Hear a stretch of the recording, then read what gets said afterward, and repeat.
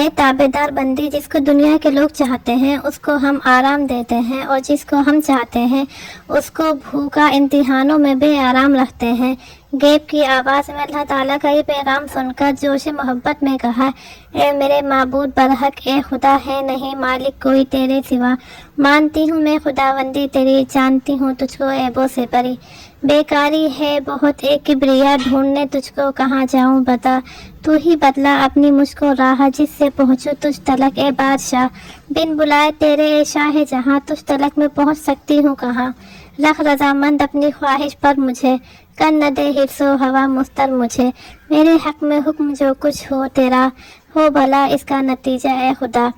الغرض دوسرے دن فرعون ظالم نے بی بی کو قید خانے سے بلایا اور کہا، دیکھ اب بھی کچھ نہیں بگڑا، باز آ جا اور میرے سوا کسی کو خدا نہ مان، اپنی کمزوری پر رحم کر ورنہ تیرے ہاتھ پاؤں کٹوا دوں گا اور تیری آنکھیں نکلوا دوں گا۔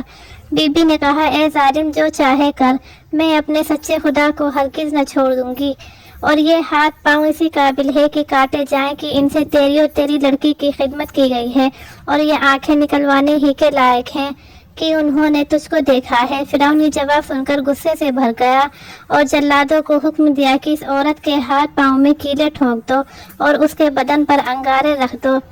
ان بے رحموں نے ایسا ہی کیا۔ وہ بی بی یہ سب تکلیفیں اٹھا رہی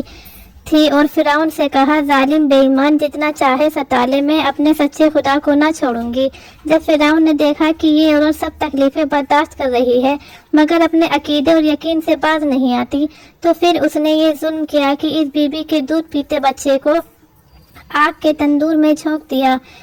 اس پر وہ بے چین ہو گئی اور بیٹے کی تکلیف اور جدائی سے آنکھوں میں آنسو بھرائے۔ اللہ تعالیٰ کی قدرت سے بچہ آگ سے بولا، اے اماں جان، صبر کا مقام ہے، ایمان پر ثابت قدم رہو اور میری تکلیف اور جدائی سے مت گھبراؤ۔ اب ذرا سی دیر میں تم بھی میرے پاس آ جاؤ گی، ذرا دیکھو تو یہ جنت تمہارے انتظار میں ہے، اللہ تعالیٰ تم پر رحمت برسائے۔ بیٹے کی زبان سے یہ خوشخبری سن کر بی بی کے دل کو راحت اور تسلی ہوئی۔ پھر فرعون نے کہا، اب بھی باز آ جا اور میرے سوا کسی کو خدا نہ مان، اگر تو مجھ کو خدا مان لے تو تیری جان بھی بچ جائے گی اور تجھے بہت سا مال دے کر تیری عزت بڑھاؤں گا۔ بی بی نے کہا، اے جھوٹے ظالم، کیا بکتا ہے، تجھے جو کچھ کرنا تھا کر چکا اور جو کچھ کرنا ہے کر لے، یہ وقت اس سچے خدا سے ملنے کا ہے جو ہر چیز کا مالک اور خالق ہے، مجھے تیری عزت اور دولت کی ضرورت نہیں۔ اسی سوال و جواب میں بی بی کی نظر آسمان کی طرف گئی تو کیا دیکھتی ہے کہ سب آسمانوں کے پردے اٹھے ہوئے ہیں اور عرش اعظم پر وہی بسم اللہ نور سے لکھی دیکھی، اور اللہ تعالیٰ کی بارگاہ میں عرض کیا، آہو زاری سے